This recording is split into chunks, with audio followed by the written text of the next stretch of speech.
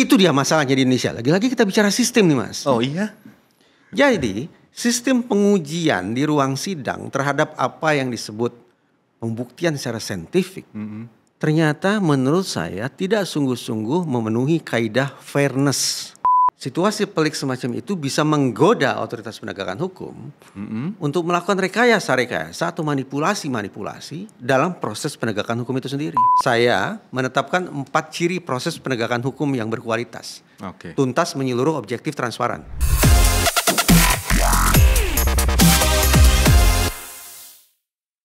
Kasus kejahatan, misalnya pembunuhan, sering dirancang begitu rapi sehingga nyaris tak meninggalkan jejak.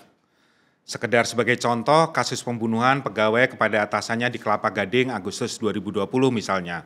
Atau dukun pembunuh berantai Ahmad Tohari di Banjarnegara yang memakan 12 korban selama 3 tahun. Kasus Vina dan Eki di Cirebon 2024 yang bahkan sempat dibuat film.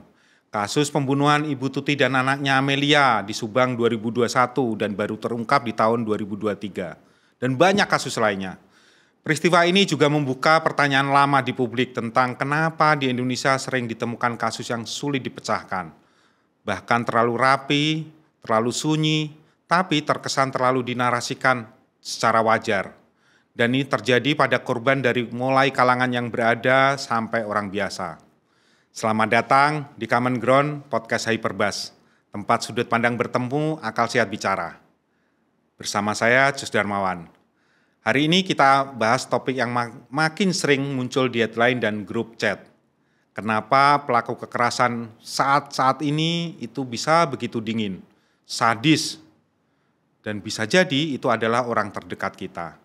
Bersama narasumber spesial kita, Mas Reza Indragiri, seorang ahli psikolog forensik, seorang dosen juga, bahkan konsultan dan penulis. Selamat datang Mas Reza. Terima kasih sudah hadir di podcast kami. Terima kasih Mas Jus sudah menghadirkan saya Mas.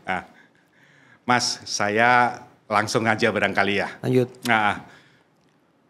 Apa sih sebenarnya yang berubah dari kasus-kasus kekerasan yang berakibat kematian hari ini?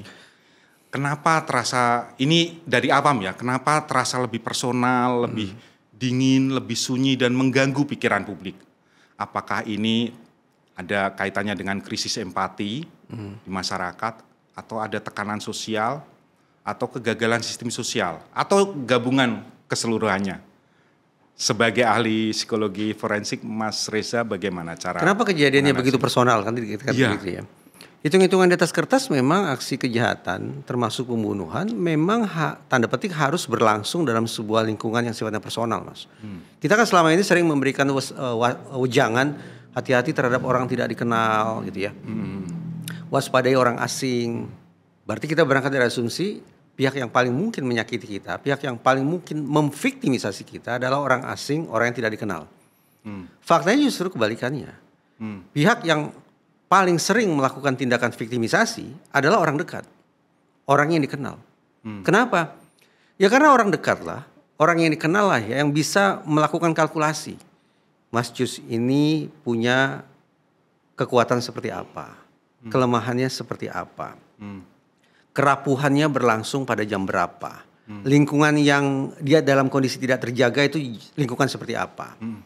Kalkulasi semacam itu hanya bisa dilakukan oleh siapa? Oleh orang yang kenal, orang yang dekat, yang sudah bisa mengidentifikasi segala sisi yang ada pada diri Mas Jus. Sehingga tadi saya katakan hitung-hitungan di atas kertas berarti wejangannya harus kita ubah. Bukan lagi waspadai orang asing, waspadai orang tidak dikenal, tapi justru pihak yang harus paling diwaspadai sesungguhnya adalah orang terdekat. Orang terdekat. Dan jadi, bisa siapa saja. Bisa siapa saja. Jadi jangan kaget kalau kemudian ada narasi pelaku ternyata orang dekat korban. Kenapa harus kaget? Karena saya katakan kalkulasi untuk melakukan aksi kejahatan dalam kurung viktimisasi itu memang paling besar peluangnya dilakukan oleh orang dekat, bukan oleh orang asing. Ada memang kejahatan dilakukan oleh orang asing, ada pembunuhan oleh orang asing itu ada. Tetapi hitung-hitungan, saya terus-menerus bicara hitung-hitungan untuk menunjukkan bahwa ini adalah hilir dari sebuah pemikiran yang rasional. Oke. Rasional berarti ada kalkulasi, ada elemen yang harus dia hitung, matematiknya di kepala seperti apa sampai dia putuskan saya melakukan atau tidak melakukan serangan terhadap target saya. Seperti itu misalnya Mas. Kalau persoalan empati, persoalan tekanan sosial, persoalan macam-macam terkait dengan kegagalan sistem sosial di sekitar kita, itu turut berperan serta Nah, ini tidak? kegagalan sistem nih. Begini Mas, kalau bicara tentang empati, kebencian, amarah, dendam, sakit hati, itu menurut saya klasik lah. Gitu. Oke. Klasik lah. Artinya dari dulu ya memang itu Ya, juga. pembunuhan pertama di muka bumi kan juga dilatar belakangnya oleh perasaan negatif kan, Iya. antara dua bersaudara. Justru yang patut kita berikan perhatian adalah seberapa jauh sistem itu mampu merespon tindak pidana. Contoh, Bet- pembunuhan kan pasti terjadi setiap hari kan, Betul. bisa dialami siapapun kan, Betul. bisa dilakukan oleh siapapun. Pertanyaannya, seberapa siap otoritas penegakan hukum, terutama polisi hari ini dalam menangani kasus-kasus pembunuhan? Pertanyaannya itu Mas. Kalau kita sudah bicara tentang seberapa siap polisi menangani kasus pembunuhan, berarti kita bicara tentang sistem kan, sistem Oke. penegakan hukum. Saya lebih concern di sana sekarang. Alasan lain kenapa saya menaruh fokus pada pertanyaan saya barusan itu adalah karena ada data global yang menunjukkan bahwa clearance rate, Oke. data tentang pengungkapan kasus hingga tuntas dalam kasus pembunuhan secara global itu mengalami penurunan sampai sekitar 50%. Secara global. Secara global. Dunia berarti. Dunia. Oke. Nah, sekarang kita bisa berimajinasi lah ya. Di Indonesia bagaimana? Nah, saya yang beribu sayang, walaupun Indonesia Polri punya Pusiknas, Pusat Statistik Nasional tentang Kejahatan, tapi kita tidak bisa berharap terlalu banyak. Ada statistik kriminologi juga ada itu. Kita tidak bisa berharap terlalu banyak terhadap data itu, sehingga lagi-lagi saya lebih memilih untuk mengacu pada data dari luar. Oke. Ya kita patut kritisi, tapi kita juga punya alasan untuk khawatir dengan data yang merisaukan bahwa sekali lagi clearance rate dalam kasus pembunuhan ternyata anjlok drastis. Seberapa sanggup Polri mampu melawan tren itu? Artinya pengungkapannya itu menurun ya. Menurun hampir sekitar 50%. 50%. Boleh percaya boleh tidak? Ini kan menunjukkan bahwa modus-modus kejahatan makin lama makin canggih dong Mas. Yang sayang beribu sayang terkesan paling tidak bisa diimbangi oleh kecakapan personil penegakan hukum dalam mengungkap kasus-kasus pembunuhan. Semakin canggihnya para pelaku atau ketidakmampuan sistem. Selalu Mas, kalau kita bicara sistem kita tidak bisa lihat hanya satu subsistem. Tapi sekian banyak subsistem harus kita pandang secara terintegrasi lah. Bukankah Mas Reza sering mengungkapkan tidak ada kejahatan yang sempurna ya, Ah, ya. di beberapa hal? Ya, sayang beribu sayang, walaupun tidak sempurna, tapi kecanggihannya terus naik. Sementara kecakapan personil kepolisian untuk meningkatkan kemampuan mereka dalam mengungkap kasus, mungkin yang satu pakai deret angka, yang satu pakai deret ukur atau semacam itulah. Jadi tertinggal. Akibatnya apa? Tadi clearance rate, angka pengungkapan kasus menurun. Agak mengkhawatirkan dan memprihatinkan mendengar berita itu. Terus terang bagi saya seorang awam begitu, itu sangat dalam, ya mungkin bisa dikatakan itu mengerikan. Ya. Kalau sampai pengungkapan kasus begitu menurun sampai 50%. Apakah Apa akibatnya ketika angka pengungkapan kasus itu terus turun? Akibatnya apa terhadap Mas Jus sebagai warga negara? terancam? Terancam apa? Ya terancam keselamatan, Oke. ke keamanan dan Terhadap seterusnya. otoritas penegakan hukum? Apa sikap Mas Jus? Apa yang muncul di Belum, batin? kalau penegak hukum pasti kan melindungi warga negara. Ya. Nah, ketika kemudian angka pengungkapan kasus Berarti rendah, dalam dengan kata lain kan kurang terlindungi berarti. kurang terlindungi. Iya. Berarti Mas Jus merasa kurang terlindungi. Dalam konteks ini ya. Ya, gitu. kurang otoritas penegakan hukum seolah tidak terlalu bisa diandalkan gitu ya. Begitu. Dalam kalimat yang lain seperti Oke, itu. kurang terpercaya gitu. Oke. Menurut Mas Riza gimana? Nah, kalau kemudian otoritas penegakan hukum itu menangkap bahwa defisit kepercayaan itu tidak hanya ada pada diri seorang Mas Jus. Ini bukan persoalan perasaan jadinya, Mas. Kalau angka statistik mengatakan seperti itu. Saya ingin bicara sebuah dinamika. Iya, iya. Dinamika rasa aman kita sebagai masyarakat. Ketika otoritas penegakan hukum merasa bahwa ternyata kemampuan kita dalam mengungkap kasus itu turun, objektif turun, dan secara subjektif juga masyarakat sepertinya mengalami defisit kepercayaan. Situasi pelik semacam itu bisa menggoda otoritas penegakan hukum untuk melakukan rekayasa atau manipulasi dalam proses penegakan hukum itu sendiri. Maksudnya? Demi mempertahankan agar statistik pengungkapan kasusnya tetap positif di mata publik. Bisa nangkap maksud saya? Bisa Jadi gini, sekali lagi, data global menunjukkan pengungkapan kasus turun. Berarti statistik pengungkapan kejahatan turun. Akibatnya ketidakpercayaan mendaki. Naik. Itu merisaukan lembaga penegakan hukum. Pada akhirnya merisaukan mereka. Ketika mereka dalam kondisi risau semacam itu, mereka punya kepentingan untuk memulihkan kepercayaan masyarakat. Masuk akal ya? Iya. Caranya bagaimana? Ya secara normatif, klise kita katakan ya tingkatkan kompetensi, tingkatkan integritas. Perkompak kemitraan antar lembaga penegakan hukum dan seterusnya. Bahasa-bahasa normatif gitu. Tetapi kita tidak bisa juga tutup mata terhadap kemungkinan adanya kalangan yang menggunakan cara-cara manipulatif untuk mendongkrak kepercayaan publik. Cara-cara manipulatif berarti apa? Mengacaukan proses penegakan hukum. Saya menetapkan 4 ciri proses penegakan hukum yang berkualitas. Tuntas, menyeluruh, objektif, transparan. Kita bicara objektif dulu nih ya. Objektif itu apa? Objektif bermakna 2. 1, bagaimana pengungkapan suatu kasus bisa berlangsung tetap dalam koridor peraturan perundang-undangan. Objektif ya, jadi kita punya aturan main yang jelas nih ya. Gitu.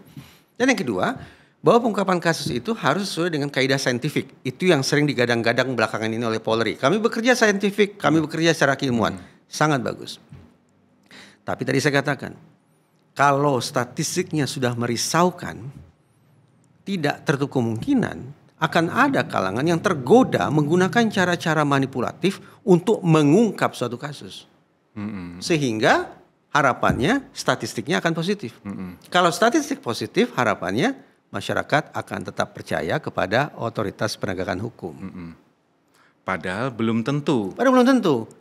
Ya jujur deh Mas, kita menghormati institusi Polri ya. Kita berbincang ini dalam posisi menghormati sepenuhnya otoritas Polri. Kita cinta terhadap institusi itu. Tapi pertanyaannya, objektif deh. Apakah setiap kerja Polri serta merta harus kita percayai? Coba jawab. Jawabannya apa? Apakah setiap kerja Polri dalam pengungkapan kasus pidana harus serta merta kita percayai? Coba. Publik mengatakan tidak. Seharusnya tidak. Kenapa? Buktinya ada persidangan. Persidangan adalah ruang di mana hasil kerja kepolisian diuji. Ya, betul. Jadi jangan menganggap, kami tidak percaya terhadap hasil kerja Polri. Itu juga sebetulnya kalimat tidak semestinya tidak harus bikin gempar suasana gitu. Karena di ruang sidang semua menatap dengan tatapan skeptis terhadap hasil kerja kepolisian. Ruang kehakiman adalah menguji apakah, dengan kata lain kan begitu ya, menguji apakah temuan atau penyelidikan atau penyidikan kepolisian memang sudah sesuai. Di ruang persidangan itu semestinya kedua belah pihak berlaku fairness kan, kesetaraan, termasuk melakukan pengujian terhadap barang bukti. Sepakat ya? Harus fair kan? Sekarang saya tanya Mas Jus. Ini polisi nih mengatakan misalnya begitu. Polisi perpanjangan lidahnya adalah jaksa karena di ruang sidang diwakili oleh jaksa. Kami sudah melakukan ekstraksi data secara saintifik di Puslap 4. Tubuh korban juga sudah kami otopsi dan seterusnya. Pertanyaan saya, anggaplah Mas Jus adalah terdakwanya. Mas Jus punya akses yang sama tidak? Untuk menguji handphone itu? Untuk menguji barang bukti berupa tubuh korban itu? Kalau saya terdakwa jelas tidak. Itu dia masalahnya di Indonesia. Lagi-lagi kita bicara sistem nih Mas. Oh iya? Jadi sistem pengujian di ruang sidang terhadap apa yang disebut pembuktian secara saintifik ternyata menurut saya tidak sungguh-sungguh memenuhi kaidah fairness. Tapi sebentar Mas Risa, apa ya mungkin? Kan ketidaksejajaran dalam pemahaman terkait tadi saintifik tadi. Apakah seorang terdakwa memiliki akses kepada sarana saya akan kesana dan seterusnya? Oke, silakan. Tadi saya lihat nih ada contoh kasus Amel. Ya. Ibu Tuti dan Amelia di Subang. 2 tahun baru terungkap itu. Konon, saya pakai konon. Iya silakan. Ada titik darah tertentu. Titik darahnya sudah diuji belum? Anggaplah sudah. Diuji oleh siapa? Oleh pihak kepolisian tentunya. Pasti. Pertanyaannya, terdakwa punya tidak kesempatan untuk melakukan uji silang terhadap darah itu? Contoh lagi. Gimana pertanyaannya? Saya ulang ya. Boleh tidak? Ya boleh. Boleh. Tadi pertanyaannya apa tadi? apakah terdakwa punya akses yang sama? Nah, ya nggak bisa. Nah, lagi contoh. Peggy Setiawan, kasus Cirebon. Sempat disebut, ini loh pelaku utama yang mengakibatkan tewasnya Vina dan Eki. Bahkan maaf, di pakaiannya Vina ditemukan bercak. Mas Jus paham lah maksud saya. Iya. Bercak itu yang diyakini sebagai bukti sudah terjadi perkosaan. Pertanyaannya, itu bercak punya siapa, Mas? Kalau memang ada bercak, itu bercak punya siapa? Bisa jawab gak? Enggak. Kenapa? Saya nggak punya akses untuk. Itu dia. Berarti benar dong. Paling tidak sudah ada 2 contoh kasus. Di mana sistem penegakan hukum pada fase tertentu ternyata tidak sungguh-sungguh konsekuen dengan adanya kaidah fairness itu. Mari kita bandingkan misalnya dengan kasus O.J. Simpson, atlet. Di Amerika. Sekian tahun silam. Udah lama sekali ya. Dakwanya apa? O.J. Simpson pelaku pembunuhan terhadap istrinya. Ya. Buktinya apa? Secarik kain. Di situ sudah ada noda yang diyakini itulah jejak kejahatan milik O.J. Simpson. Kata siapa? Ya jelas kata jaksa. Jaksa hasil kerja siapa? Pasti hasil kerja polisi. Hebatnya di sana, Mas. Kepada terdakwa, kepada O.J. Simpson ini diberikan kesempatan. Silakan lakukan cross examination terhadap barang bukti tersebut. Lalu diolah oleh penasihat hukum O.J. Simpson, keluar simpulan bahwa barang bukti kunci ini sudah mengalami 3C. Compromised. Artinya dicocok-cocokkan ke sana, disesuaikan ke sini. Manipulasi tidak itu? Coba jawab, manipulasi tidak itu? Dalam konteks itu ya. Manipulasi. Yang kedua, C kedua, contaminated. Barang ini sudah bercampur baur dengan hantu belau segala macam. Zat-zat apa yang macamnya. Yang ketiga, sudah corrupted, tidak utuh lagi. 3C. Dengan kata lain, ada 2 kubu dengan 2 simpulan yang berbeda. Dua-duanya sama-sama punya metode saintifiknya masing-masing. Yang satu mengatakan ini barang bukti pidana O.J. Simpson, yang ini mengatakan itu bukan O.J. Simpson. 2 hasil uji saintifik ini disodorkan ke hakim. Hakim pusing, hakim pikir, ternyata pada akhirnya putusan hakim percaya pada hasil uji saintifik siapa, Mas? Coba jawab. Dalam kasus itu hakim lebih percaya pada hasil uji saintifik siapa? Polisi atau terdakwa? Jawabannya dalam kasus itu. Saya pernah baca ingat itu ya. Kan O.J. Simpson bebas. Iya. Artinya dalam kasus itu hakim lebih percaya pada hasil kerja saintifik dari pihak terdakwa. Buah manis yang mematahkan anggapan publik berkat apa? Berkat fairness dalam akses terhadap barang bukti. Sekarang kita sedang asik bicara tentang KUHP nih di DPR. Adakah hal semacam ini masuk dalam cakrawala berpikir mereka yang sedang menggodok KUHP itu? Tentang fairness terkait pengujian barang bukti. Saya berbincang dengan sekian banyak advokat, Mas. Sekian banyak advokat mengamini pemikiran saya ini. Bahwa mereka sepanjang karir profesional mereka tidak punya ruang yang sama, yang setara untuk melakukan pengujian terhadap barang bukti yang memberatkan klien mereka. Saya tidak sedang dalam konteks memojokkan Polri, sama sekali tidak.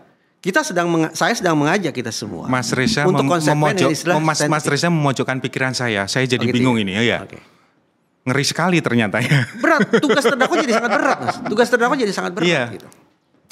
Pertanyaan saya ini masih terkait dengan itu. Nanti kita sambung ke pertanyaan berikutnya. Saya masuk sedikit ya supaya tidak terputus sehingga orang salah kaprah. Iya, silakan. Saya hanya ingin mengajak kita semua, satu bicara tentang fairness, yang kedua, ayo kita konsekuen bahwa proses penegakan hukum yang ideal adalah melibatkan kerja lintas keilmuan. Polri terbuka untuk itu, masyarakat juga harus diberikan ruang yang cukup untuk itu. Mas, maksud saya begini, kalau di challenge seperti itu, berarti kan harus ada kesejajaran akses, kesejajaran kapasitas, dan pasti kalau ekonomi pasti akan bilang kesejajaran biaya. Apakah mungkin itu diterapkan? Kecuali satu, saya coba ini ya, tapi Mas Reza bisa analisa.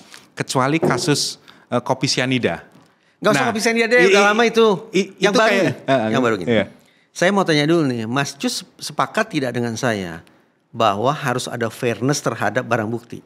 Sepakat tidak? Saya abstain karena saya nggak begitu paham terkait dengan itu, Mas. Kalau Mas Cus sebagai terdakwa, bertanya saya ubah nih.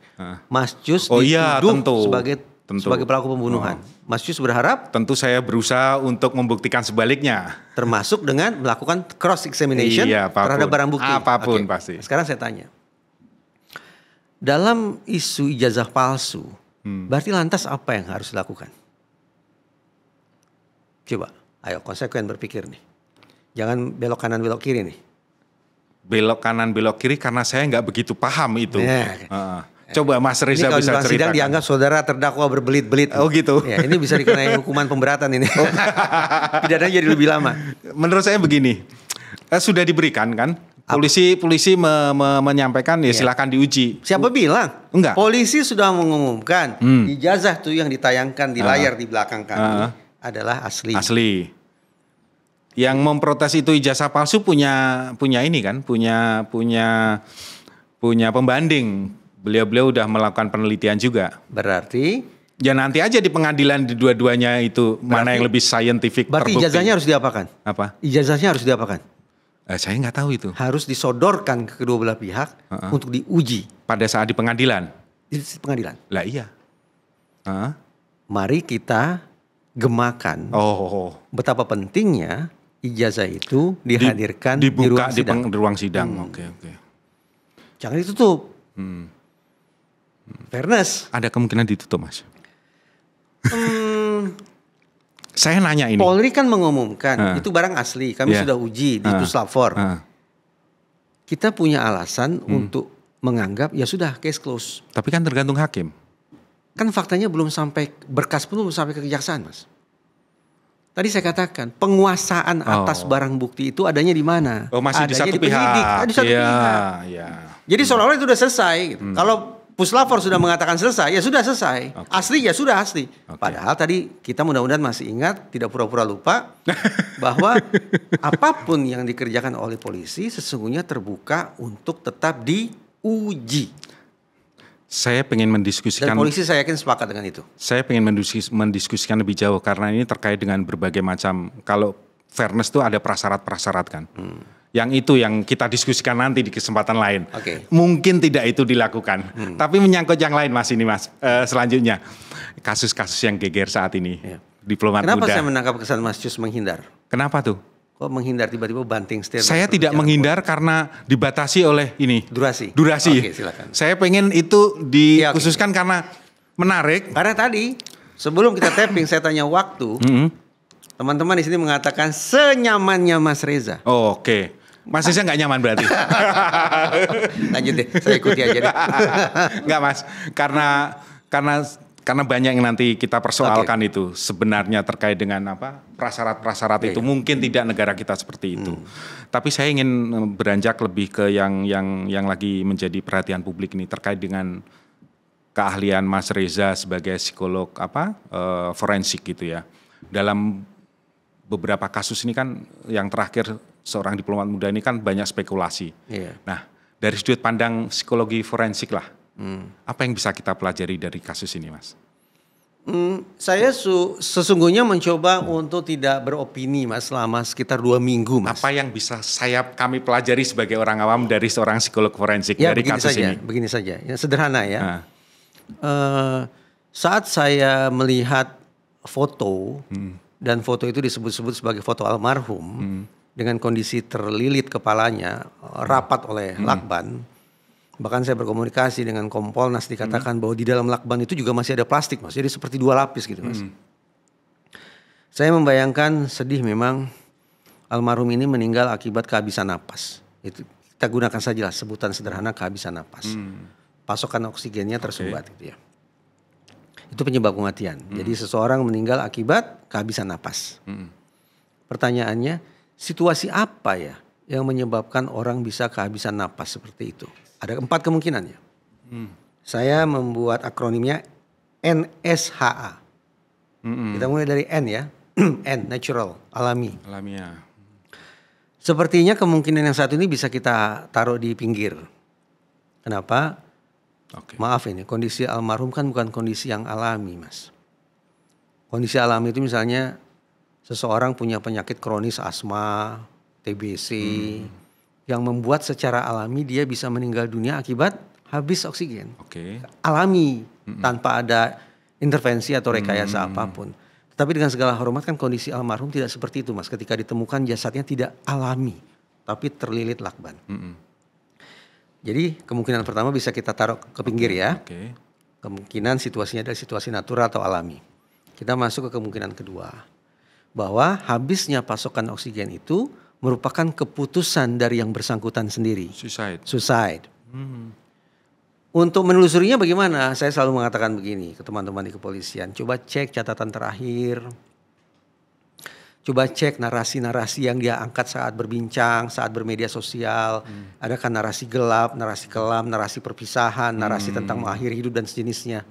Itu barangkali akan bisa menjadi petunjuk bahwa seseorang meninggal dunia dengan cara menyumbat sendiri pasokan oksigennya agar kehilangan nyawa.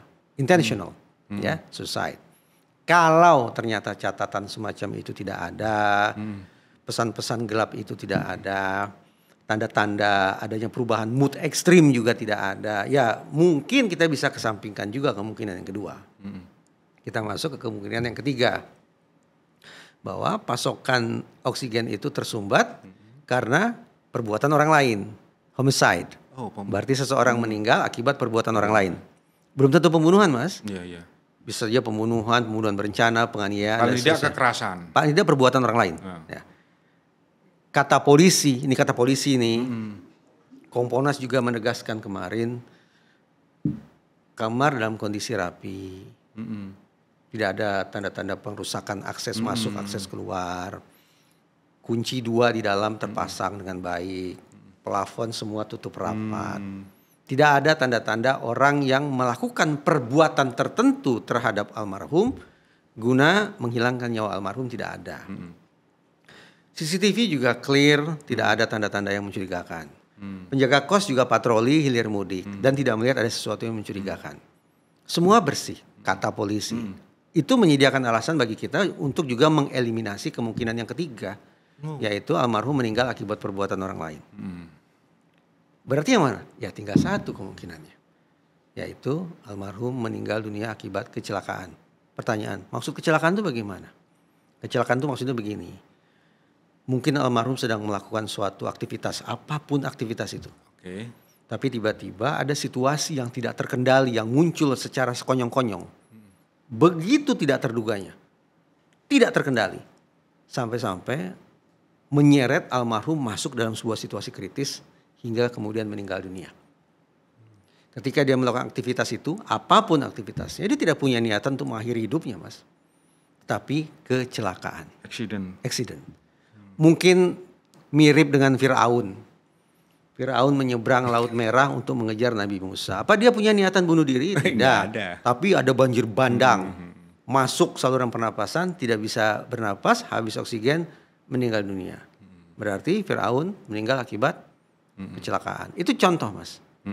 Bagaimana psikolog forensik melihat itu ya? Betul. Itu contoh. Jadi kita bisa berandai-andai. Apapun kemudian simpulan dari kepolisian, tetap kita tunggu dari sana. Tentu saja kita tetap berduka kan, Mas ya. Kita belasungkawa terhadap keluarga almarhum dan keluarga besar Kementerian Luar Negeri tentunya.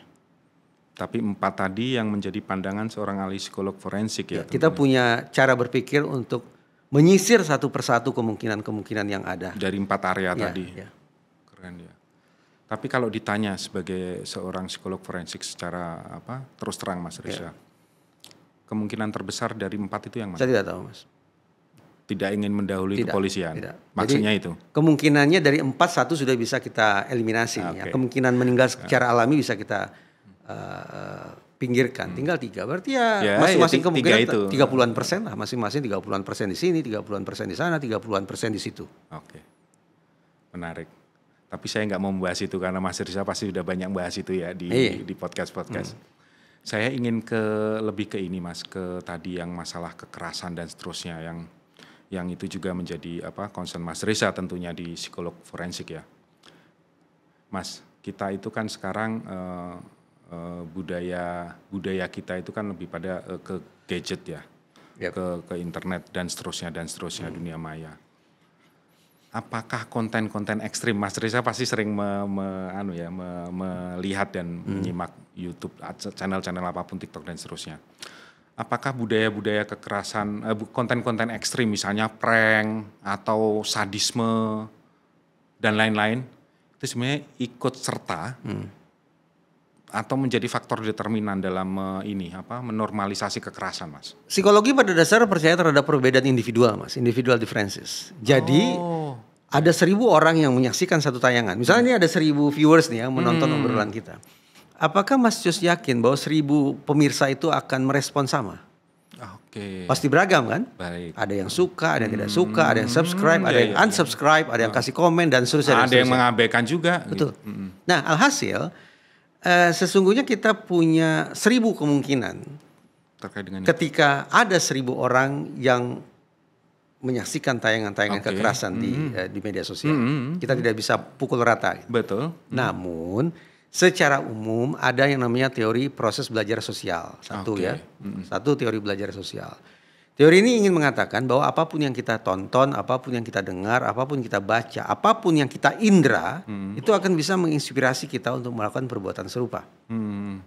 Jadi kalau kita mengacu pada teori ini, maka kita punya alasan untuk khawatir bahwa kita ini, anak-anak kita, kawan kita yang menyaksikan tayangan kekerasan tak kunjung henti di tangan mereka, hanya tinggal menunggu waktu sampai kemudian menduplikasi perilaku serupa. Teori belajar sosial. Oke. Tapi tadi saya katakan tidak ada penjelasan tunggal. Teori yang lain, vicarious trauma, trauma akibat sebatas menonton. Contoh, ini sepertinya sekarang sedang dialami oleh teman-teman saya di Deplu. Dulu saya kerja di Deplu, Mas. Dulu saya kerja di Deplu. Dan sejak adanya peristiwa yang menimpa almarhum, peristiwa menyedihkan ini, almarhum Arya, saya terhubung kembali dengan teman-teman lama saya. Kenapa mereka berbondong-bondong mengontak saya? Ini yang barangkali terjelaskan lewat istilah vicarious trauma. Apa itu? Begini. Saya tidak tahu, Mas, ya peristiwa apa yang dilalui oleh almarhum, saya tidak tahu. Tapi kita bayangkan itu peristiwa yang menyedihkan, yang menyakitkan dan seterusnya. Apakah teman-teman Deplu, teman-teman diplomat lain ada di kamar itu? Tidak ada. Apakah mereka berada di gondang dia pada saat peristiwa itu terjadi? Tidak juga. Tapi hanya tanda petik dengan sebatas menyaksikan berita tentang almarhum, mereka bisa mengalami tekanan batin dengan bobot yang hampir sama. Itu namanya vicarious trauma. Trauma yang muncul bukan karena pengalaman langsung kita, tapi karena kita menyaksikan, karena kita mengindra dan kita punya empati terhadap peristiwa itu. Jadi kita bayangkan, kita tidak lagi pakai teori pertama, teori kedua, maka kemungkinan ketika kita, anak-anak kita atau siapapun menonton tayangan kekerasan, bukan meniru, tapi justru tekanan batin, trauma, stres luar biasa, maaf kata, sampai bisa saja mengambil keputusan yang salah untuk mengakhiri hidup mereka. Mudah-mudahan tidak ya, mudah-mudahan tidak sampai seperti itu.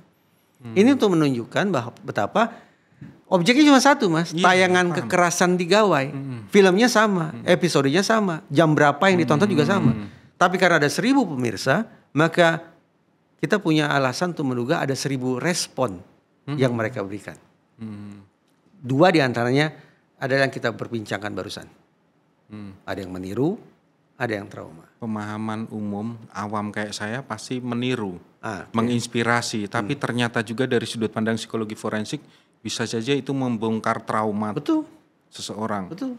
Dan itu lebih diam dan sepi dalam tanda kutip ya. Iya. Orang yang punya perasaan, yang punya jiwa kemanusiaan, siapa yang tidak terluka melihat masyarakat atau rakyat Palestina dibegitukan oleh Israel itu. Sampai kemudian merasa capek nonton, bukan karena tidak peduli, capek, mundur, memilih untuk melupakan dan semacamnya. Secara seluruh, apa itu juga yang menginspirasi para pelaku bom bunuh diri jangan-jangan ya? Kalau kita percaya pada teori pertama, mungkin saja begitu. Teori yang kedua tadi? Teori yang kedua, mereka trauma lalu mereka memutuskan untuk mengakhiri hidup mereka. Bisa saja, bisa saja. Artinya perilaku-perilaku itu bisa terjelaskan dari sudut pandang psikologi. Artinya kan melihat tontonan sehingga menjadi prihatin, sehingga mengaitkan dirinya dengan peristiwa itu. Ada ilmuwan namanya J. Post, saya lupa J-nya itu apa, Yosef atau apa, nama belakangnya Post. Tapi dia memang ilmuwan dari Israel. Kita pantas berprasangka bahwa tipologi teroris yang dia bikin itu sebetulnya adalah bentuk sinisme terhadap rakyat Palestina, bisa saja. Okay. Tapi terlepas dari sisi politik itu, tipologi teroris yang dikemukakan oleh Post menunjukkan kepada kita bahwa kendati orang pakai bendera tertentu, mengumandangkan ideologi tertentu, tapi ternyata akar persoalan kenapa orang jadi teroris adalah karena persoalan pribadi masing-masing orang. Itu yang dikatakan oleh Post. Ya kita terserah lah mau masuk sampai ke level analisis yang sedalam apa itu. Menarik itu. Jadi memang tadi ada dua teori. Paling tidak dua teori. Dari konten-konten kekerasan, sadisme dan seterusnya. Nah, Mas, saya pengen melihat lebih maju lagi dan lebih ini ya, lebih mungkin merujuk ke pembicaraan yang di awal tadi terkait dengan korban dan pelaku itu orang-orang dekat gitu ya. Apa itu yang menyebabkan selama ini contoh misalnya pemerkosaan atau apa gitu atau kekerasan ya, korban itu enggan melapor. Terus kalau korban enggan melapor, misalnya terjadi kekerasan, Mas, di dalam lingkungan kita, itu kan sering kita lihat.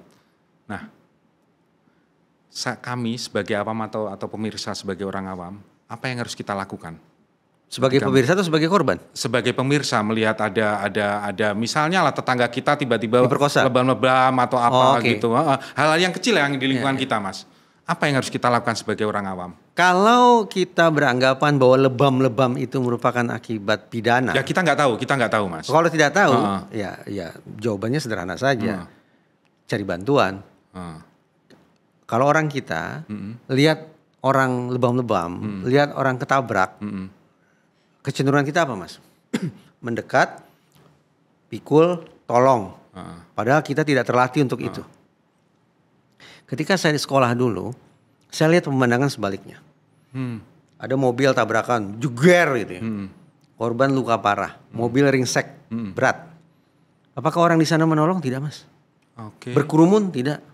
Tapi menelpon bala bantuan. Mungkin kita langsung usil mengatakan, ya itulah ciri-ciri masyarakat individualis. Masyarakat kita kan kolektivis. Jadi begitu ada orang yang diterpa bencana, kecelakaan misalnya, kita langsung terpanggil spontan untuk menolong. Orang barat kan individualis, makanya mereka tidak mau bantu. Bukan, penjelasannya bukan itu.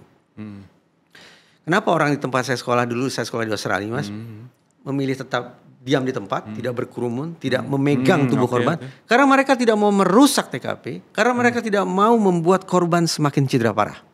Karena tiap orang punya keinsafan, saya tidak punya kecakapan untuk intervensi ke sana. Yang justru bisa membahayakan. Betul. Dengan kata lain, pilihan yang diambil oleh orang-orang barat yang kita sebut individualis itu sekali lagi bukan karena mereka egois, bukan. Tapi karena mereka memilih untuk kita harus rasional, membiarkan TKP tetap rawan. Agar otoritas penegakan hukum bisa mengungkap se-clear mungkin. Agar korban bisa ditolong oleh profesional dengan sebaik-baiknya.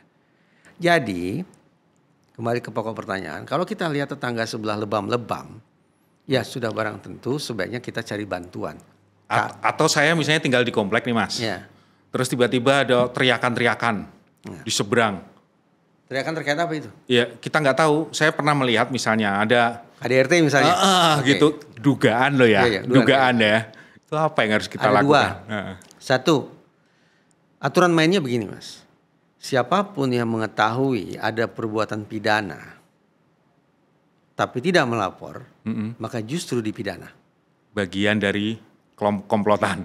Mungkin tidak harus bagian dari komplotan. Pokoknya abai itu dipidana. Oh ya? Ya. Itu ada dalam KUHP kita, Mas. Siapapun yang tahu ada peristiwa pidana tapi kemudian tidak lapor, tidak mencari pertolongan dan seterusnya, kita dipidana, Mas.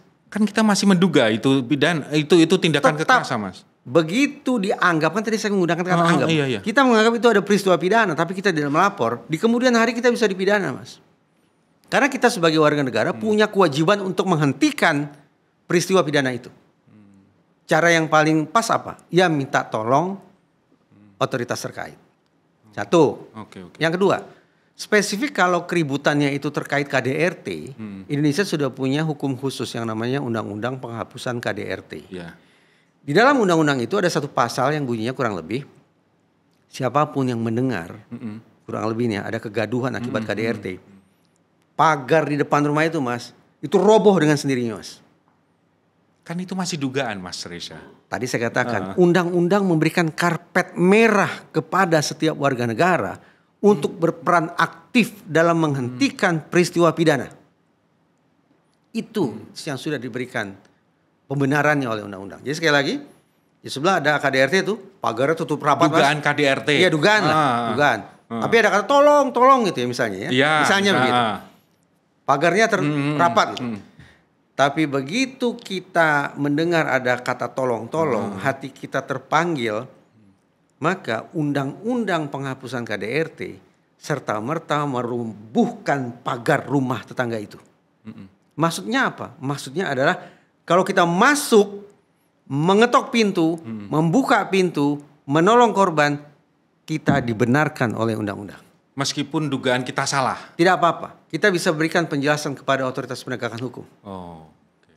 Saya mengambil langkah itu sebagaimana pesan yang termaktub dalam undang-undang penghapusan KDRT. Termasuk misalnya kalau kita di jalan, ada orang dipukuli, terus kita intervensi. Pada yang lemah pasti kan? Saya sekali dua kali pernah mengalami itu. Tapi pada yang lemah kita yang bela.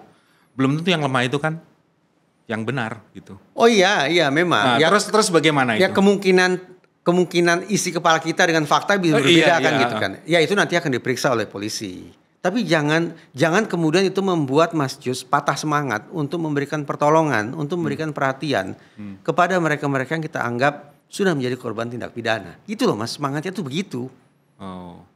Meskipun biasanya bisa jadi yang digebukin tadi copet misalnya. Karena itu ketika Mas Jus masuk ke dalam situasi yang dianggap pidana itu, Mas Jus jangan melakukan pidana juga. Itu namanya vigilante. Misalnya nih, kita duga ada perampokan. Atau penganiayaan lah ya. Mas Jus terpanggil jadi Superman, tas gitu. Itu kan pidana. Main hakim sendiri kan? Itu juga salah, itu vigilante namanya. Makanya tadi saya katakan, yang paling tepat adalah tiru cara orang di sana. Telepon nomor berapa? Nomor telepon darurat berapa? Sekarang berapa Mas Reza? 112. 112. Ya. Tapi repotnya begini, Mas Jus sekarang tinggal di mana? Depok. Di Depok. Sebentar, kalau kita telepon 112 pasti respon gitu? Mudah-mudahan respon. Oh gitu, pernah Mas? Saya beberapa kali telepon 112 tidak selalu direspon. Tidak selalu. Jawabannya apa? Yang kalau ini saya mau cerita. Agak berat begini nih. Mas Jus tinggal di Depok. Tiba-tiba ada keluarga dari Gorontalo yang telepon. Mas tolong Mas, aku dikepung siapa lah. Terus Mas Jus telepon 112. Mas Jus tahu Mas Jus dilayani oleh polisi di mana? Jakarta. Di Depok, di tempat di mana Mas Jus berdomisili saat itu. Jadi kalau Mas Jus, Pak tolong Pak keluarga saya dirampok di Gorontalo. Jawabannya kami tidak bisa sampai ke sana. Sudah. Oh bukan disambungin ke polisi? Itu saya alami sendiri. Itu saya alami sendiri. Jadi saya test case waktu itu saya sedang ada sehingga saya Pontianak gitu. Saya cerita tentang situasi yang kalau saya tidak salah ada di Bogor. Tidak bisa Mas. Tidak bisa. Akhirnya putus komunikasi. Gelepar-gelepar orang di Bogor sana. Pusing kepala saya di Pontianak. Dalam kondisi tidak tertolong. Itu masih ada keterbatasan. Saya nggak bisa komentar. Iya, semestinya kan dispatch kan. Semestinya dia salurkan, dia alihkan kan gitu ke unit layanan. Saya nggak bisa menanggapi itu. Itu saya speechless itu. Di Jepang, saya pernah studi di Jepang. Saya tanya begini, ada tidak satuan waktu yang bisa saudara katakan sebagai inilah respon cepat kami, quick response. Mereka katakan begini. Jadi ada 3 bagian Mas di markas besar itu katakanlah ada 3 bagian. Di Jepang ini? Di Jepang, polisi Jepang nih, NPA. Ini polisi penerima telepon, menerima. Ini polisi yang menganalisis, ini polisi yang dispatcher, yang mengutus anggota. Penindakan gitu ya. Kata mereka, acuan kami kurang lebih dari telepon pertama berdering, kring, sampai petugas menjejakkan kakinya untuk pertama kali ke TKP itu sekitar 5 menit 20 detik. Ya. Bayang Mas, sejak telepon berdering pertama. Jadi harus cepat mungkin diangkat kan. Jangan sampai 8 kring. Itu kan lama. Sekitar 5 sampai 20 detik. Di Indonesia berapa menit Mas? Allahu a'lam bishawab, saya nggak tahu Mas. Ya, saya mencoba begini. Saya akan mengajak Mas Reza dicerahkan lah. Dari berbagai macam, dari yang pertama tadi kita berbicara masalah kasus kekerasan, terus kemudian fairness dalam kepolisian dan seterusnya tadi, sampai yang terakhir tadi masalah 112. Kita kan berarti ngomong kebijakan nih Mas akhirnya. Sistem nih. Ya, saya mengajak Mas Reza, pengen dicerahkan dengan Mas Reza terkait dengan masalah ini. Lalu apa langkah kebijakannya? Yang secara sistemik, yang tadi kan kita problematik semua itu. Rata-rata problematik semua saya lihat. Dan sangat mengerikan mulai dari data, terus terjadi bisa saja dalam tanda kutip mungkin terjadi manipulasi terkait dengan data yang tingkat temuan yang semakin menurun, pengungkapan kasus yang semakin menurun, sampai pada nomor 112. Itu semua mengarahnya kan pada mana? Ya kalau saya seorang ahli kebijakan, saya akan berpikir itu adalah langkah kebijakan yang harus dilakukan. Nah, langkah kebijakan yang secara sistemik bisa mengurangi hal-hal tadi yang problematik, sangat problematik menurut saya. Kalau bicara kebijakan kan sebelum perbincangan yang elitis nih Mas ya. Oh tidak. Enggak ya?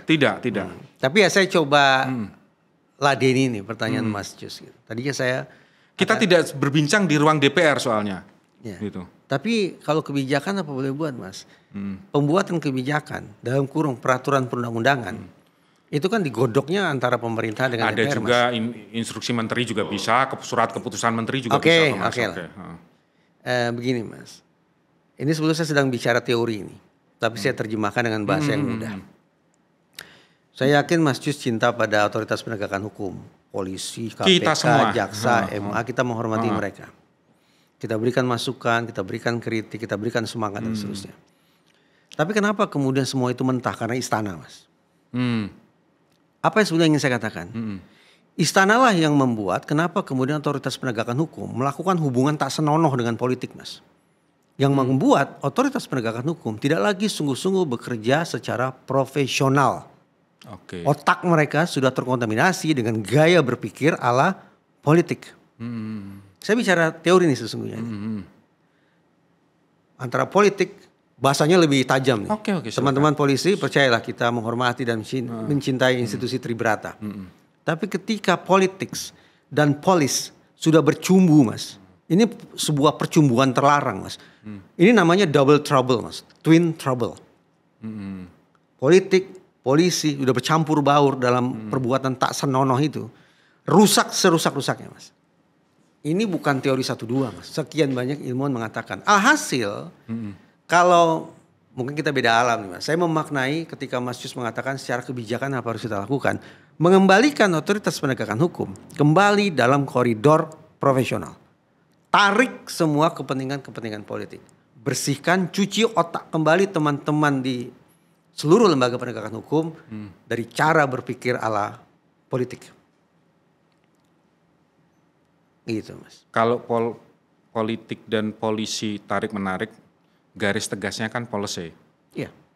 Ya, kebijakan tadi, kata kuncinya adalah bahwa harus betul-betul dipisahkan antara kepentingan atau motif-motif politik ya. Bahasa saya ini Mas Reza, saya nggak tahu bahasa politik tepatnya seperti apa. Motif politik atau motif apa.